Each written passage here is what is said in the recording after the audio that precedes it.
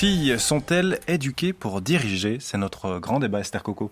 Filles, prenez votre place. C'est un des thèmes de la Journée internationale des filles aujourd'hui.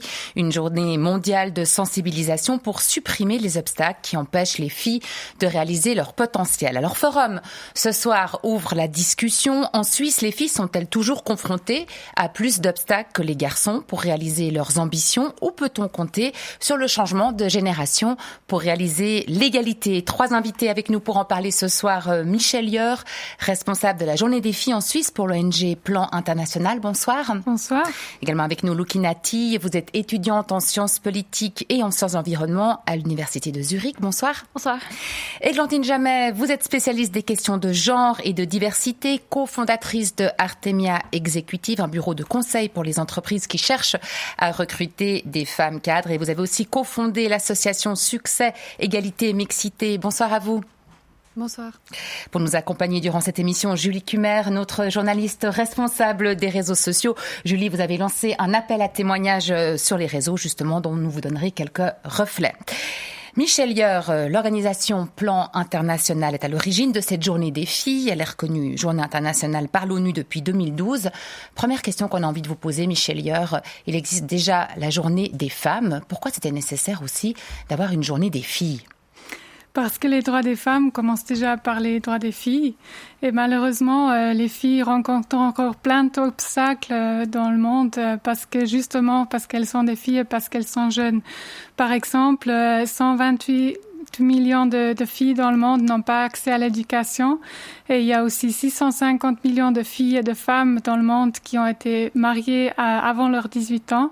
Et ce sont des problèmes qui les empêchent de devenir des femmes libres et indépendantes, en fait. Et il y a aussi un autre souci, par exemple, dans les rôles de leadership. On voit aussi dans la politique, sur 193 chefs d'État, il y a 22 qui sont seulement des femmes. Et aussi dans les entreprises, dans les 500 plus grandes entreprises du monde, 8% seulement sont dirigées par des femmes.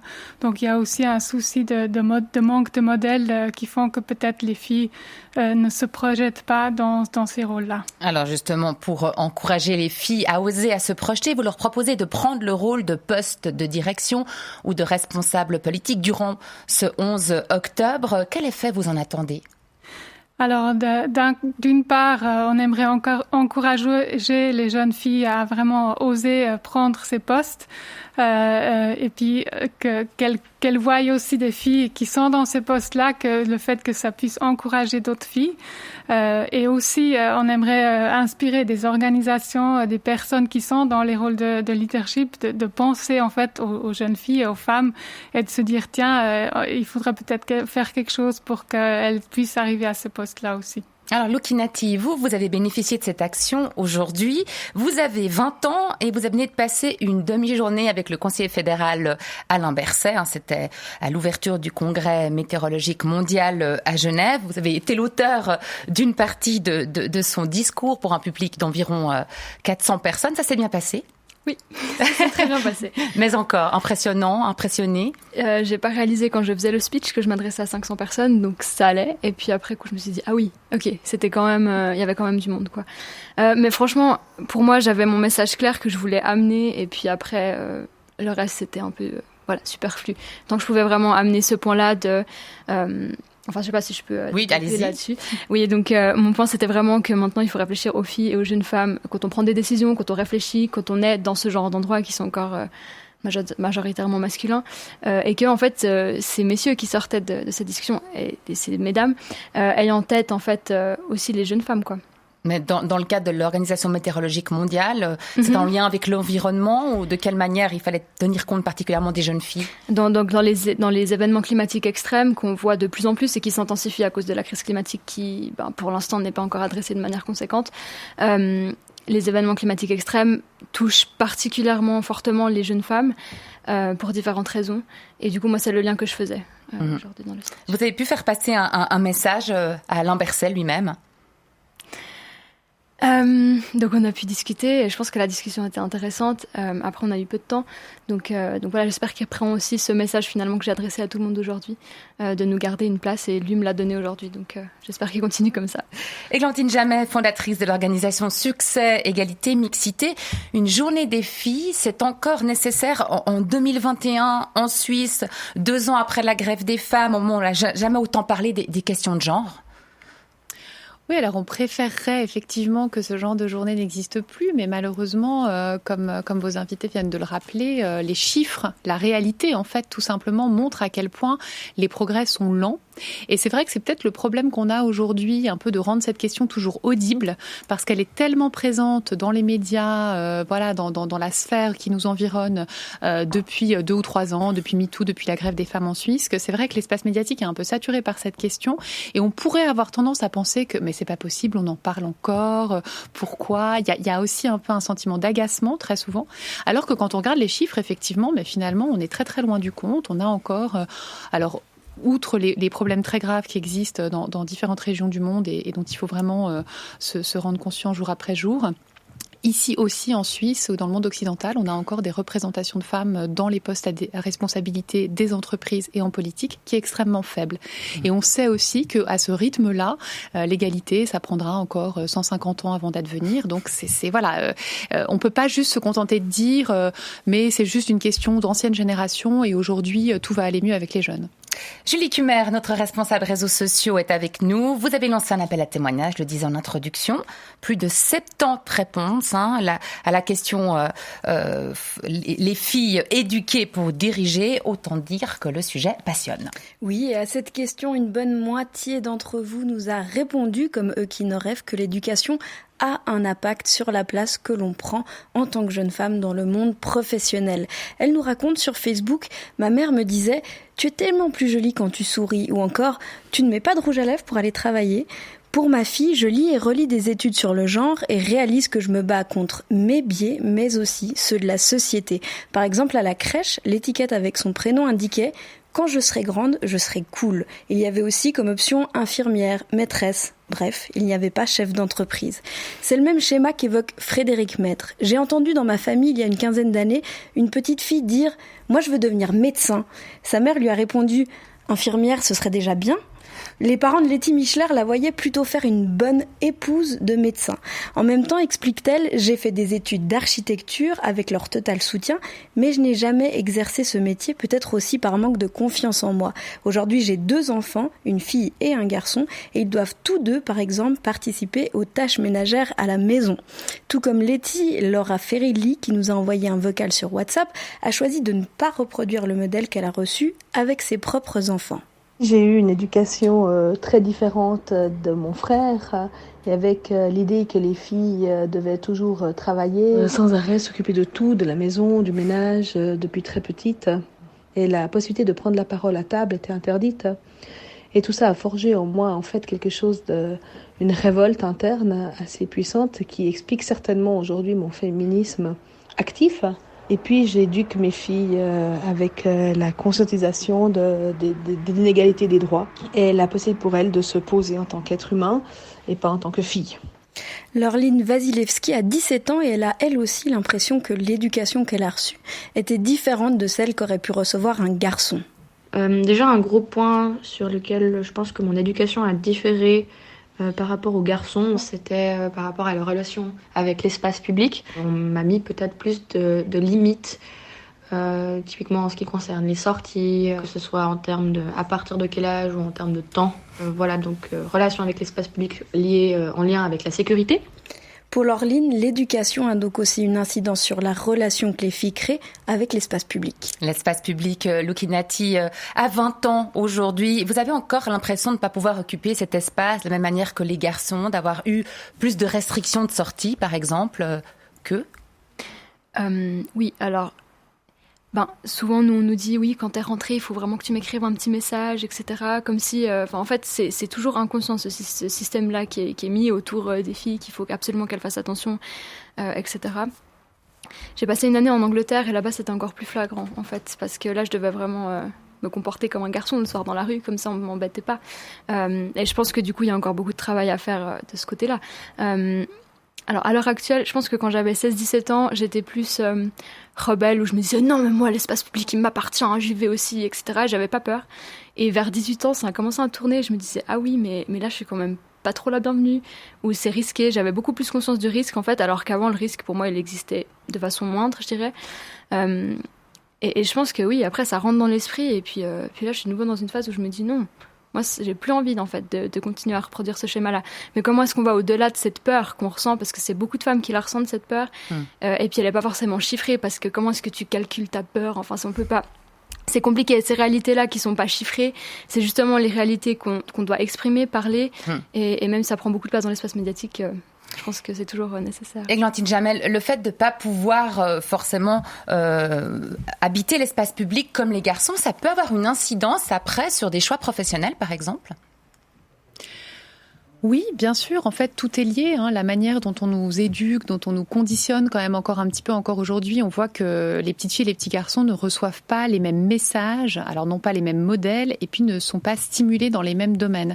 Ce que je trouve très intéressant dans ce qui a été dit par rapport aux témoignages qu'on a écoutés et dans ce que vient de dire aussi Lukinati, c'est qu'on a à la fois finalement sa propre peur ou ses propres stéréotypes qui sont le produit de ce qu'on a finalement retenu de tous les messages qu'on nous a envoyés et qui vont faire qu'on est conditionné quand même à agir d'une certaine manière, et peut-être pour les filles, justement, à moins avoir confiance parfois, ou à avoir peur tard le soir dans la rue, bien sûr, et puis peut-être à se sentir moins affirmée, moins en confiance pour oser des grandes choses, pour se rêver justement dirigeante ou politicienne. Et puis d'un autre côté, il y a ce que la société nous permet de faire. Et en fait, c'est là qu'on voit qu'il y a les deux choses. Il y a d'un côté aider les filles à ressentir cette confiance et à prendre leur place et à gagner en fait en affirmation, en confiance et en modèle. Et puis en même temps, il y a quelle place la société, le monde de l'entreprise, le monde politique est prêt à faire. Parce qu'effectivement, les biais, ils sont aussi de ce côté-là. Et si on regarde une jeune fille avec un côté un petit peu hésitant, goguenard, méprisant, en se disant tiens, mais est-ce qu'elle sait vraiment de quoi elle parle celle-là? Parce que nous, ce qu'on observe, en tout cas avec les femmes cadres aussi qu'on accompagne, c'est que la jeunesse, par exemple, c'est un atout pour les hommes. Un homme de 30 ans qui est déjà dans une position assez importante, on va se dire mais lui c'est un surdoué, il a fait un parcours hors norme. Et chez les femmes, en revanche, ça vient s'ajouter au doute quant à la compétence. Donc déjà, est-ce que vraiment on peut lui faire confiance parce qu'elle ressemble pas peut-être aux dirigeants dont on a un petit peu intériorisé tous et toute l'image. Puis en plus, elle est jeune, elle a l'air d'une collégienne. Est-ce qu'elle est crédible? Et c'est ce manque de légitimité, on peut le ressentir en tant que femme ou en tant que fille. Et bien sûr, dans l'éducation, on peut gagner quelque chose. Mais de l'autre côté, il faut aussi que il y ait ce travail sur la perception qu'on a d'une fille ou d'une femme par rapport justement à ses compétences, à son talent. Alors c'est des deux côtés. Et justement, Julie Cumer, une partie de nos internautes estime que c'est pas uniquement dans l'éducation que se pose le problème qui va après conduire à une sous-représentation des femmes dans les postes de pouvoir. Non, en effet, pour beaucoup, ce n'est pas directement lié à l'éducation, mais à beaucoup d'autres facteurs. Sur Facebook, Céline Boziguer estime que le vrai problème n'est non pas de savoir diriger, mais de savoir se vendre afin d'arriver à ce poste. Beaucoup de nos followers évoquent d'ailleurs le manque de confiance en soi, comme l'a dit madame, mais aussi les choix de formation ou encore le caractère de l'enfant. L'éducation des parents ne fera jamais de vous la personne que vous n'êtes pas, affirme Cilia Chan sur Facebook. Si votre caractère est fait pour diriger, alors vous dirigerez tôt ou tard. Pour Christian von Caïman, c'est juste une question d'état d'esprit, de façon d'être et surtout que certains hommes laissent la place pour que les femmes puissent exercer leur talent. C'est aussi cette position de la femme dans la société qu'évoque Jessica Peterson. C'est moins une question d'éducation que de patriarcat dominant dans le monde professionnel et surtout en fonction des domaines. On accepte plus facilement une directrice de crèche qu'une directrice de société d'import-export. C'est la position de la femme dans la société qui doit être revue et non son éducation. Pour certaines de nos followers ayant reçu une éducation qu'elles considèrent comme non genrée, c'est en arrivant dans le monde professionnel qu'elles ont été confrontées à des barrières de ce type. C'est le cas de Florence Sora. J'ai découvert que j'étais une femme quand j'ai commencé à chercher du travail après mon diplôme. Je travaillais sur un chantier et j'ai été confrontée à tous les préjugés qu'on peut imaginer, notamment en lien avec la maternité. Michel Yeur, dans le monde de l'entreprise, quand même, au niveau des postes à responsabilité, il y a quand même eu des progrès en Suisse. Effectivement, il y a eu des progrès. On a vu que, par exemple, dans les conseils d'administration suisses, le taux de femmes est monté de 10 à 13%, ce qui est quand même toujours très peu. Et puis, on voit aussi, on a fait une étude en 2020, Plan international suisse, qui a démontré que les jeunes filles et les femmes jusqu'à 24 ans, elles avaient dit qu'elles font confiance en leur qualité de leadership. Mais aujourd'hui, il y a des nouvelles chiffres qui viennent de sortir. Il y a 83% des cadres supérieurs dans les entreprises suisses qui sont des hommes.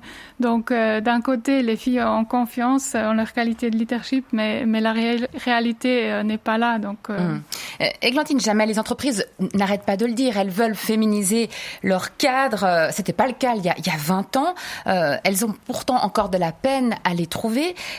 Cherchez l'erreur. Hein. C'est quoi? C'est elles qui doivent changer ou c'est les femmes qui doivent oser? Alors je pense qu'en tout cas les femmes ne doivent pas changer. Elles doivent peut-être prendre confiance, ça c'est sûr, parce que encore une fois, dans l'éducation, on reçoit pas forcément les mêmes outils. Et il y a il y a vraiment des études majeures dans le champ des sciences sociales depuis des années qui montrent à quel point on n'éduque pas les petites filles et les petits garçons de la même manière, on leur propose pas les mêmes jeux, les mêmes loisirs. Et avec tout ça, en fait, on leur donne quand même des messages. Et les messages pour les garçons, c'est un peu sois fort et occupe l'espace. Et pour les filles, c'est sois sage et occupe-toi des autres. Alors, exemple concret de jouets. Exemple concret de jouets. Par exemple, Lego, qui est une marque qui, dans les années 70 et 80, avait des publicités très mixtes avec des petites filles et des petits garçons qui construisaient des navettes spatiales ou des fusées. Et il y avait un discours vraiment en disant, voilà, les enfants se projettent, réalisent de grandes choses, ils construisent l'avenir. Aujourd'hui, les Lego, entre guillemets, pour filles, qui ont été inventés dans les années 90 parce que le marketing genré, ça a permis de vendre plus de jouets.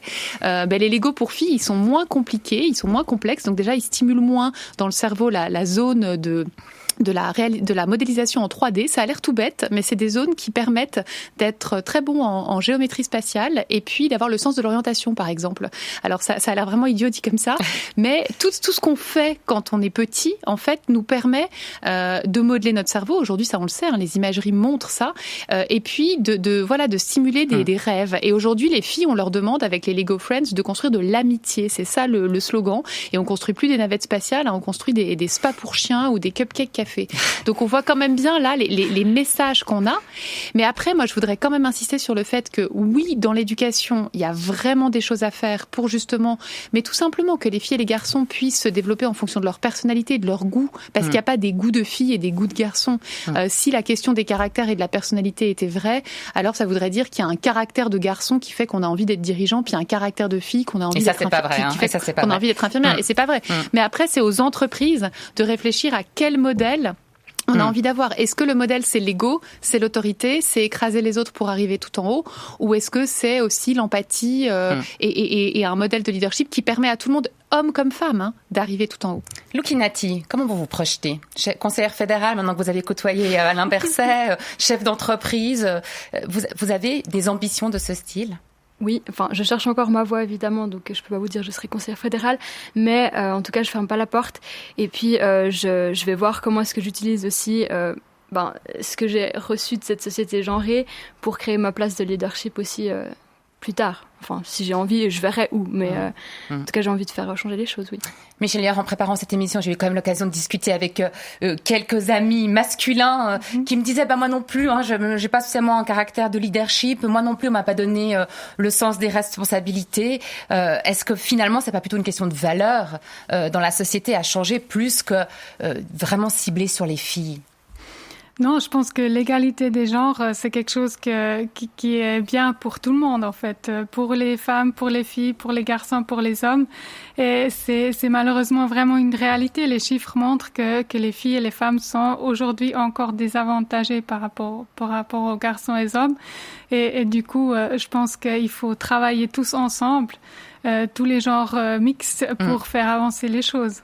Mais qu'il n'y a pas, avant d'avoir une journée des garçons, il faut d'abord régler ce problème. Voilà. C'est un petit peu ça que vous me dites. Merci à toutes les trois pour votre éclairage. Michel Lieur, responsable de la journée des filles en Suisse pour l'ONG Plan International. Lucinati, étudiante en sciences politiques et en sciences de l'environnement. Et Églantine Jamel, spécialiste des questions de genre et de diversité. Bonne soirée à toutes les trois et bonne soirée à vous, Julie Cumer. Bonne soirée. Bonne soirée, merci.